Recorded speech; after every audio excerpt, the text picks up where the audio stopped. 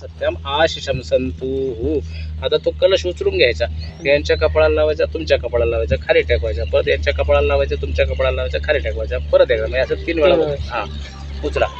दीर्घ हे कशासाठी करायचं तर आपल्याला नागासारखं चांगलं आयुष्य मिळावं, पर्वतासारखं आयुष्य मिळावं. आता वरून पाऊस पडतो, पाऊस म्हणतो का आता मी ह्याच नदीला देणार आहे किंवा ह्याच ओढ्याला देणार आहे, याच्याच शेतात पडणार असं नाही म्हणणार. तो परोपकार करतो. नागसुद्धा परोपकार करणार आहे, पण आपल्याला वाटत नाही. नागाला आयुष्य भरपूर आहे, काट टाकली का तरुण होतो, तसं आपण तरुण व्हायला पाहिजे. आपल्याला पण तरुण होण्यासारखी नागाची ती आपण हे घ्यायचं की आपण पण काट टाकून कामाला सुरुवात केली पाहिजे आणि काम केलं पाहिजे. पण आपण तो शिकार करायला जातो, म्हातारा झालेला असतो, पण ज्यावेळेला काट टाकते तो परत तरुण होतो.